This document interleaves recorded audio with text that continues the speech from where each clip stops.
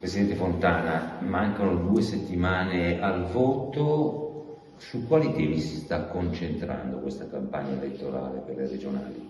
Ma io sto cercando di rappresentare quella che è la mia idea di Lombardia del futuro, sto cercando di ribadire quali sono le grandi eccellenze della nostra regione, e quindi io la posso definire in 4 parole. La Lombardia deve essere ancora prima, deve mantenere tutti i grandi risultati che ha ottenuto, deve essere sempre in testa alle classifiche che la vedono prima nell'attrattività di capitali dall'estero, la vedono prima nelle prospettive di nuovi posti di lavoro, la vedono prima come industrializzazione, come sede di start-up, come la regione che tutti gli anni riesce a depositare il maggior numero di brevetti, la regione che oggi proprio sul Sole 24 Ore c'è una indagine dalla quale risulta come la manifattura in Lombardia sia ripartita con numeri assolutamente eccezionali. Quindi,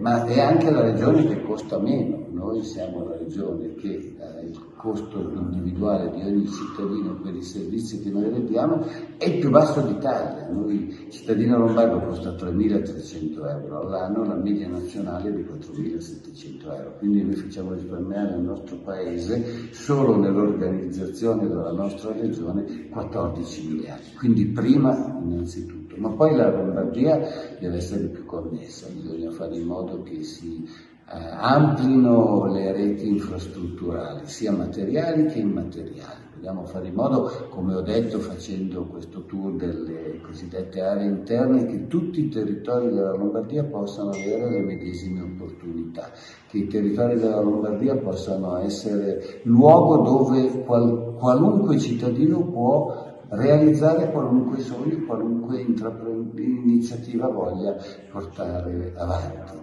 Ma poi la Lombardia deve essere sostenibile, il nostro sviluppo deve andare in quella direzione. Sostenibilità che è una sostenibilità che non deve essere ideologica, deve essere una sostenibilità che sia graduale e che sia sostenibilità ambientale, ma deve essere anche economica e anche sociale. Bisogna fare in modo che i 3 elementi stiano insieme, i 3 elementi consentano da un lato sicuramente di eliminare quelle situazioni che oggi, le cui conseguenze oggi vediamo nei cambiamenti climatici, ma dall'altro lato che consentano alla nostra regione e alla nostra popolazione di crescere. E da ultimo, solidale. La nostra regione deve continuare a tenere in considerazione le persone che più faticano, le persone che sono più in difficoltà, e anzi dobbiamo essere ancora più inclusivi, dobbiamo fare in modo che nessuno rimanga indietro e che per tutti ci sia un'opportunità. Ecco, questo è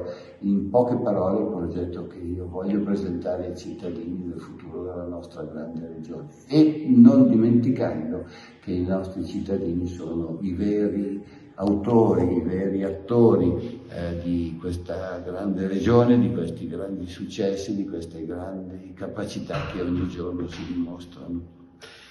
Ha spiegato perché votare il centrodestra, perché non votare gli altri candidati? Perché gli altri candidati interpretano dei modelli incompatibili con queste idee che le ho lanciato, non vogliono infrastrutture nuove, non vogliono eventi importanti nuovi, vogliono chiudere i termovalorizzatori, non credono nell'autonomia, che è uno dei principi attraverso i quali non riusciremo ulteriormente a migliorare la qualità dei servizi e a risparmiare ulteriori risorse. Sono tutti modelli incompatibili con questo tipo di sviluppo, ma vede, non sono cose che dico io, sono cose che sono scritte, sono state ripetutamente affermate, che non si va in questa direzione. Quando noi presentavamo il progetto della Pedemontana, apro e chiudo la parentesi, i cantieri riapriranno fra settembre e ottobre di quest'anno, avendo superato tutte le difficoltà. Quando noi riparlavamo di Pedemontana, i 5 Stelle e la sinistra erano assolutamente scatenati per cercare in tutti i modi di bloccare questo investimento. Quindi questa è la realtà. Stiamo parlando dell'autostrada Cremona-Mantova, che secondo noi è un nodo fondamentale per dare una maggiore connettività e connessione a un territorio che oggettivamente subisce un po' di mancanza di... Ebbene, su questo fatto i 5 Stelle si sono scatenati e hanno cercato in tutti i modi di bloccare questa infrastruttura. È una scelta, i cittadini però è giusto che lo sappiano, che che se vanno in una direzione per il centrodestra si cerca di proseguire in un modello di sviluppo che è il modello di sviluppo di questi ultimi 28 anni, quindi un modello fondato sulla sussidiarietà, sul rapporto fra pubblici e privati, sulla libertà di iniziativa, sullo sviluppo delle infrastrutture, sulla sottolineatura della necessità di sostenere il mondo dell'imprenditoria, il mondo dell'università, il mondo della ricerca. E se si va con un'altra scelta, si sappia che tutto questo modello cade, crolla. È una scelta che i cittadini devono fare. Se vogliono la decrescita infelice, sicuramente devono votare per quella parte.